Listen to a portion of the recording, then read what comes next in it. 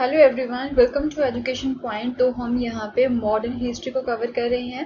Right, modern history में अब तक हम यहाँ पे देख चुके हैं कि जो इंडिया का एजुकेशन सिस्टम है, राइट, उसे जो है चेंज करने की यहाँ पे बात हो रही है। तो इसमें यहाँ पे सबसे पहले एक ओरिएंटलिज्म का फेस आता है। राइट, ओरिएंटलिज्म में इवन कुछ जो ब्रिटिशर्स थे वो ये चाहते हैं कि हमारा जो एंशिएंट पास्ट है इंडिया का, उसी में से ही जो स्टडी है वो दोबारा से यहाँ पे लोगों को करवाई जाए। एंड ऐसा करके वो क्या चाहते थे कि जो इंडिया के लोग थे उनके मन में जो अपनी जगह बनाना चाहते थे। ऐसा करके वो ये दिखाना चाहते थे कि जो इंडिया का एंशिएंट पास्ट है उसको जो है ये रिस्पेक्ट देते हैं। राइट, फिर उसमें जो है ये विश्वास करते हैं। तो इसी की वजह से जो है मोस्टली कई ऐसे ब्रिटिशर्स थे जो ये चाहते थे कि जो पुराना हमारे इंडिया की टेक्स्ट हैं, जो कि वैदिक टेक्स्ट हो गए यहाँ पे, तो वो ही दोबारा से स्टडी करवाए जाए, सो डैट की जो इंडिया है या फिर जो इंडिया के लोग हैं वो जो है सिविलाइज जो है उन्हें बनाया जा सके। राइट, बट कुछ ऐसे ब्रिटिशर्स भी थे वो ये चाहते थे कि इंडिया का जो पुराने टेक्स्ट है, राइट, उसमें जो नॉलेज यहाँ पे प्रोवाइड करवाई गई है वो काफी गलत नॉलेज है। राइट, उसके थ्रू जो है इंडिया को सिविलाइज नहीं किया जा सकता है। राइट, ऐसा उनका मानना था। तो जिसकी वजह से यहाँ पे अब डिबेट स्टार्ट हो जाती हैं कि इंडिया की एजुकेशन को किस तरह से चेंज किया जाए, इंडिया को जो है किस तरह से सिविलाइज यहाँ पे किया जाए। ये डिबेट जो है वो यहाँ पे स्टार्ट हो चुकी है। राइट, वो चाहते थे, कुछ ब्रिटिशर्स जो है वो ये चाहते थे कि जो मॉडर्न एजुकेशन है वो लोगों को यहाँ पे प्रोवाइड करवाई जाए। एंड जिसकी वजह से एक वुड्स डिस्पैच भी हमारे भारत में भेजा जाता है, जिसके अंडर जो है कई सारी जो यूनिवर्सिटीज है, लाइक कैलकाटा में यूनिवर्सिटीज जो है वो इस्टेब्लिश की जाती हैं। एंड जिसमें जो है साइंस एंड टेक्नोलॉजी को जो है बेस बना के लोगों को जो है एजुकेशन प्रोवाइड करवानी स्टार्ट कर दी जाती है। एंड वहां पे क्या किया जाता है कि इंग्लिश को जो है एक मीडियम बना दिया जाता है for the instruction. Right, English जो है वो इंस्ट्रक्शंस का मेन मीडियम बना दिया जाता है। तो ये चीजें हमने जो है अपनी प्रीवियस वीडियोस में कवर की थी। नाउ अब हम यहाँ पे देखेंगे कि ये सारी चीजें यहाँ पे कौन कर रहे थे। ये जो है मोस्टली ब्रिटिशर्स ही अपनी राय यहाँ पे रख रहे थे कि इंडिया को किस तरह से चेंज करना है, मीन इंडिया को किस तरह से जो है सिविलाइज करना है। राइट, एजुकेशन के रिगार्डिंग। नाउ अब जो इंडियंस हैं, राइट, वो क्या चाहते हैं यहाँ पे, so the agenda for national education वो यहाँ पे स्टार्ट हो जाता है। इंडिया के भी कुछ इंटेलेक्चुअल्स जो हैं वो यहाँ पे आ जाते हैं एंड वो भी जो है अपने जो व्यूज है वो इसको लेके यहाँ पे रखने स्टार्ट कर देते हैं। उसके बारे में हम जो है इस पर्टिकुलर वीडियो में पढ़ेंगे। Right, so now let's start the topic. तो क्या था यहाँ पे, British officials were not the only people thinking about education India, जैसे कि आपको बता चुकी हूँ। From the early 19th century, early 19th century से हम 1800 यहाँ पे अगर बात करें 1810 के बाद की ही अगर हम यहाँ पे बात करें, तो कई थिंकर्स थे हमारे इंडिया के ही कई डिफरेंट पार्ट से, वो जो है इसके ऊपर बात करनी जो है वो अब यहाँ पे स्टार्ट कर देते हैं कि किस तरह से एजुकेशन को जो है लोगों तक पहुंचाना है। क्योंकि वो जो इंडियंस थे वो एजुकेटेड इंडियंस थे। राइट, उन लोगों को जो है मीन जो यूरोपियन वर्ल्ड्स में जो यूरोपियन वर्ल्ड है वहां पे क्या क्या डेवलपमेंट्स हो रही थी उनके बारे में अच्छे से पता था। तो उनसे जो है वो काफी ज्यादा इम्प्रेस भी थे। तो कुछ इंडियंस जो हैं जो कि एजुकेटेड इंडियंस थे, जिन्हें जो है यूरोप में जो भी डेवलपमेंट्स हो रही थी उसके बारे में पता था, तो वो ये चाहते हैं कि वेस्टर्न एजुकेशन जो है वो यहाँ पे लानी चाहिए अगर इंडिया को मॉडर्नाइज करना है तो। राइट, तो वो जो है ब्रिटिशर्स को अर्ज करते हैं, उन्हें रिक्वेस्ट करते हैं कि आप ज्यादा से ज्यादा जो स्कूल्स है वो यहाँ पे स्टार्ट करवाइए, ज्यादा से ज्यादा कॉलेजेस जो है वो यहाँ पे ओपन करवाने चाहिए, यूनिवर्सिटीज जो है। देन उसके बाद में जो है एजुकेशन के ऊपर जो है ज्यादा पैसा आप खर्चिए, ऐसा जो है वो ब्रिटिशर्स से चाहते थे। एंड वो इंडिया को मॉडर्नाइज करना चाहते थे on the line of Europe. Okay, तो कुछ ऐसे भी इंडियंस थे जो कि वेस्टर्न एजुकेशन के खिलाफ थे। उनमें से हम नेम ले सकते हैं, एक है महात्मा गांधी, दूसरे थे रविंद्रनाथ टैगोर, जो कि वेस्टर्न एजुकेशन के खिलाफ थे। वो चाहते हैं कि इंडिया के जो पुराने टेक्स्ट हैं, राइट, उसे जो है यहाँ पे लोगों को एजुकेशन प्रोवाइड जो है वो करवानी चाहिए। तो आइए अब देखते हैं कि इन दोनों के जो है क्या व्यूज थे। तो महात्मा गांधी की अगर हम बात करें तो वो ये बोलते थे कि इंग्लिश एजुकेशन जो है उसने हमें जो है गुलाम बना रखा है। that English education has enslaved us. So Mahatma Gandhi argued that colonial education जो है उसकी वजह से इंडियंस के मन में एक inferiority जो होती है उसकी भावना आ चुकी है एंड वेस्टर्न सिविलाइजेशन को जो है वो सुपीरियर मानते हैं एंड इंडियंस का जो है अपने कल्चर के ऊपर जो एक समय में गर्व हुआ करता था वो यहाँ पे नष्ट हो गया है इंग्लिश एजुकेशन की वजह से, राइट। वो बोलते हैं कि इस एजुकेशन में जहर है, सो ये जो है एक तरह से इसने हमारे इंडियंस को गुलाम बना रखा है, ऐसा वो बोलते थे, ऐसा उनके व्यूज थे इंग्लिश एजुकेशन के रिगार्डिंग। तो वेस्टर्न एजुकेशन जो है या फिर जो वेस्टर्न वर्ल्ड है उससे जो है ये लोग काफी ज्यादा उत्साहित हो रहे थे, चार्म्ड हो रहे थे एंड जो भी चीजें वेस्ट में होती हैं उसे जो है ये अप्रिशिएट कर रहे हैं। तो इंडियंस एजुकेट जो है एक तरह से इंडियंस एजुकेटेड जो है इन इंस्टीट्यूशंस में जो पढ़े हुए हैं यहाँ पे वो ब्रिटिश रूल को एडमायर करना अब जो है वो स्टार्ट हो चुके हैं क्योंकि वो जो है वेस्टर्न वर्ल्ड से काफी ज्यादा एक तरह से इम्प्रेस हो चुके हैं। तो वो बोलते हैं that education that could help India recover their sense of dignity and self respect, ऐसी एजुकेशन जो है यहाँ पे लोगों को देनी चाहिए जो कि इंडियंस को जो है एक उनकी जो सेल्फ रिस्पेक्ट होती है वो दोबारा से दिला सके। So during the national movement, जब नेशनल मूवमेंट यहाँ पे स्टार्ट हुई थी लेट 20th सेंचुरी की अगर हम यहाँ पे बात करें तो उस समय में जो है वो स्टूडेंट्स को यही अर्ज करते हैं कि आप जो गवर्नमेंट एजुकेशन इंस्टीट्यूशंस हैं उसे आप छोड़ दीजिए, ब्रिटिशर्स को ये दिखाने के लिए कि इंडियंस जो है वो यहाँ पे इंग्लिश एजुकेशन को पढ़ने के लिए विलिंग नहीं है। So Mahatma Gandhi strongly felt that Indian languages ought to be the medium of teaching, okay कि वो ये बोलते हैं कि यहाँ पे इन्होंने इंग्लिश को बनाया था एक तरह से medium of teaching and even the medium of instructions, but Indian लोग ये चाहते थे कि इंडियन लैंग्वेजेस को ही जो है टीचिंग का मेन मीडियम बनाया जाए, राइट।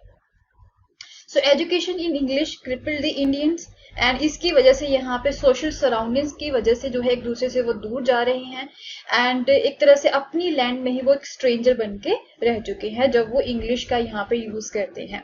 हर मीन जो है बात करने के लिए भी इंग्लिश का यूज करते हैं और यहाँ पे जो टीचिंग है वो भी उसका मीडियम भी इंग्लिश ही है, इंस्ट्रक्शन का मीडियम भी इंग्लिश है, तो इसकी वजह से जो है वो स्ट्रेंजर्स बन चुके हैं अपनी ही धरती पे। सो speaking of foreign tongue, despising local culture and the English educated did not know how to relate to the masses। तो जो ये इंग्लिश में जो लोग पढ़े हैं उन्हें ये भी नहीं पता है कि आम लोगों के साथ, आम मासेस के साथ किस तरह से रिलेट करना है। सो वेस्टर्न एजुकेशन जो है वो एक तरह से जस्ट रीडिंग एंड राइटिंग के ऊपर ही फोकस करती है एंड ओरल नॉलेज जो होती है उसके ऊपर वो फोकस नहीं करती है, ऐसा महात्मा गांधी का मानना था कि जो एक तरह से हम बोल सकते हैं इन द सेंस कि जो प्रैक्टिकल नॉलेज होती है राइट वो यहाँ पे इंग्लिश एजुकेशन नहीं प्रोवाइड करवा सकती है। तो प्रैक्टिकल नॉलेज जो है वो यहाँ पे सबसे मस्ट है, सबसे इम्पॉर्टेंट है। तो अगर प्रैक्टिकल नॉलेज यहाँ पे लोगों को बच्चों को प्रोवाइड करवानी है तो हमें जो है हमारे जो एंशिएंट टेक्स्ट हैं या फिर जो इंडियन लैंग्वेजेस हैं राइट उसमें ही जो है लोगों को या फिर बच्चों को जो है स्टडी करवानी चाहिए। ओके सो कह रहे थे यहाँ पे ही urge that education ought to be develop a person mind and soul, कि एजुकेशन ऐसी होनी चाहिए जिसके थ्रू जो है पर्सन का माइंड एंड जो सोल है वो डेवलप होना चाहिए। सो लिटरेसी और simply learning to read and write by itself did not count as education, कि वो बोलते कि जस्ट रीड करना एंड राइट करना सीखना ही जो है वो एजुकेशन नहीं है। Okay people had to work with their hands, लोगों को जो है खुद यहाँ पे अपने हाथ से काम करना होगा।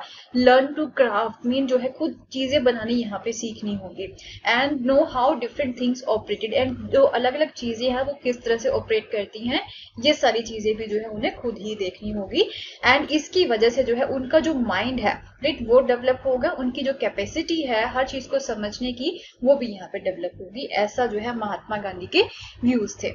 सो जिस तरह से हम देख सकते हैं कि जो नेशनलिस्ट सेंटिमेंट्स है वो लोगों के मन में जो है बढ़ रहे थे, तो महात्मा गांधी को फॉलो करते करते कुछ और भी थिंकर्स जो हैं वो अब यहाँ पे सामने आ जाते हैं एंड वो भी जो है नेशनल एजुकेशन के सिस्टम के ऊपर जो है अपने व्यूज रखने वो स्टार्ट कर देते हैं and which would be radically different from that setup by the Britishers right. तो ब्रिटिशर्स का जो एजुकेशन सिस्टम था उससे जो है उनके व्यूज टोटली अब डिफरेंट हो जाते हैं, वो भी जो है इन्हें मना करना स्टार्ट कर देते हैं कि हम भी जो है इनके जो एक तरह से इंस्टीट्यूशन है, जो गवर्नमेंट इंस्टीट्यूशन है उन्हें हम जो है यहाँ पे नहीं जाएंगे, वहां पे अपने बच्चों को नहीं पढ़ाएंगे, ऐसा उनका मानना था।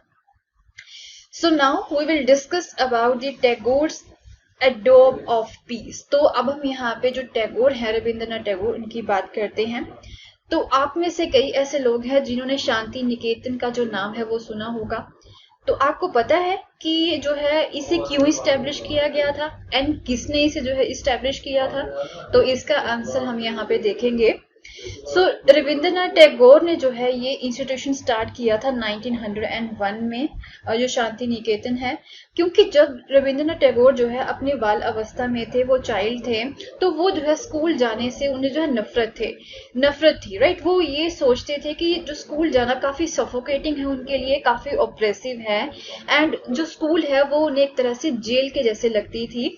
एंड वो बोलते हैं कि बच्चों को जो है ऐसा फील नहीं होना चाहिए।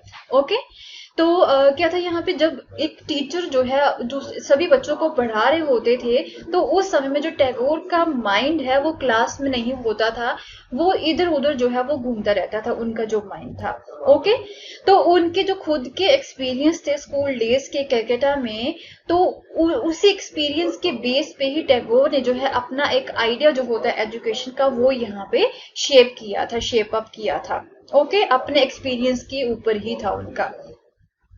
सो on growing up he wanted to set up a school. जब वो बड़े हो जाएंगे तो वो ये चाहते थे कि वो एक ऐसा स्कूल बनाए जहां पे जो बच्चे हैं वो खुश रहें, एंड जहां पे बच्चे जो है वो फ्री एंड क्रिएटिव फील करें, एंड वेयर ही और she was able to explore her own thoughts, जिसमें जो है वो अपने खुद के थॉट्स को एक्सप्लोर कर सके, मीन जो है वो क्रिएटिव फील कर सके, खुद जो है वो फ्री फील कर सके। ऐसे स्कूल जो है वो यहाँ पे बनाना चाहते थे। ओके, तो वो बोलते हैं कि जो चाइल्डहुड होता है, ये जो समय होता है, वो एक सेल्फ लर्निंग का टाइम होता है, राइट। तो इसमें जो है एक रिस्ट्रिक्टिंग डिसिप्लिन जो है होता है वो यहाँ पे नहीं होना चाहिए।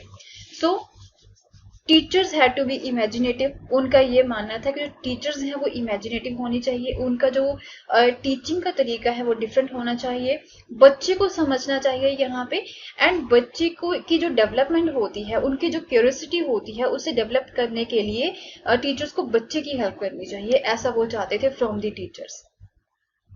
सो उनके अकॉर्डिंग जो एग्जिस्टिंग स्कूल्स हैं वो जो है बच्चे की एक जो नेचुरल डिजायर होती है, जो नेचुरल इच्छा होती है क्रिएटिव बनने की, उनका जो एक वंडर का एक सेंस होता है बच्चे के माइंड में, वो यहाँ पे खत्म हो रहा है, ये जो एजुकेशन सिस्टम है उसकी वजह से।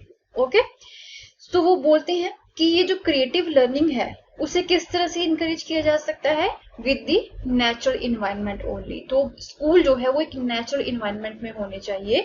तो इसी की वजह से उन्होंने जो है अपना जो शांति निकेतन सेटअप किया था, ये जो स्कूल इन्होंने सेटअप किया था वो कलकत्ता से 100 किलोमीटर दूर था, एक गांव में जाके बसाया था। ओके, तो इसे जो है वो एक एडोब ऑफ पीस के तौर पे जो है बोलते थे, that is the Shantiniketan, mean जहां पे उन्हें जो है शांति मिलती है।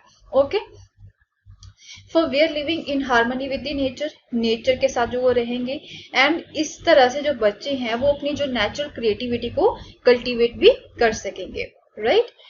नाउ इस स्लाइड में हम कंपैरिजन करेंगे रविंद्रनाथ टैगोर एंड महात्मा गांधी के थॉट्स के बारे में। क्या था यहाँ पे कि इन मैनी सेंसेस दोनों के जो थॉट थे एजुकेशन के रिगार्डिंग वो सिमिलर थे। So there were however differences भी थे उनके। क्या डिफरेंसेस थे? गांधी जी जो है वो वेस्टर्न सिविलाइजेशन के जो है हाईली क्रिटिकल थे, राइट, एंड उनके जो मशीन्स एंड टेक्नोलॉजी है या फिर साइंस एंड टेक्नोलॉजी का जो है वो बिल्कुल ही क्रिटिकल थे गांधी जी। तो but on the other hand if we talk about the Tagore, वो जो है मॉडर्न वेस्टर्न सिविलाइजेशन को कंबाइन करना चाहते थे विद द इंडियन ट्रेडिशन। वो बोलते हैं कि दोनों चीजें जो है वो यहाँ पे कंबाइंडली स्टूडेंट्स को पढ़ानी चाहिए। वो बोलते हैं साइंस एंड टेक्नोलॉजी की भी यहाँ पे जरूरत है, उसे भी यहाँ पे पढ़ानी चाहिए, उसके साथ साथ आर्ट म्यूजिक एंड डांस जो है वो भी बच्चे को पढ़ाना चाहिए, right. So many individuals and thinkers were this thinking about the way of national education system could be fashion. तो इस तरह से इस समय तक आते आते 19th सेंचुरी के एंड तक आते आते कई और इंडिविजुअल्स एंड जो थिंकर्स होते हैं वो अब सोच रहे थे कि जो नेशनल एजुकेशन सिस्टम है उसे किस तरह से सेटअप करना चाहिए, कौन से प्रिंसिपल्स उसके होने चाहिए, एंड किस तरह से उसे जो है फैशन आउट करना चाहिए। ओके, तो कुछ जो है सिस्टम को चेंज करना चाहते थे जो कि ब्रिटिशर्स ने सेटअप किया था, एंड वो कुछ जो है यहाँ पे बोलते कुछ और ऑल्टरनेटिव सिस्टम यहाँ पे लाना चाहिए एंड जो कि ट्रूली नेशनल हो। ओके, सो अब ये क्वेश्चन था that who was to define what was truly national, right, कि अब कौन ये डिफाइन करेगा कि एक्चुअल में जो ट्रूली नेशनल जो एजुकेशन सिस्टम है वो क्या होता है। ये अब जो है प्रॉब्लम यहाँ पे सामने आ जाती है, तो जिसकी वजह से जो नेशनल एजुकेशन का एक ये वर्ड है, राइट, तो इसके ऊपर अब डिबेट स्टार्ट हो जाती है जो कि इवन इंडिपेंडेंस के बाद भी कंटिन्यू रहती है, right. So we'll continue with the new topic in our next video. अगर आपको मेरा कोर्स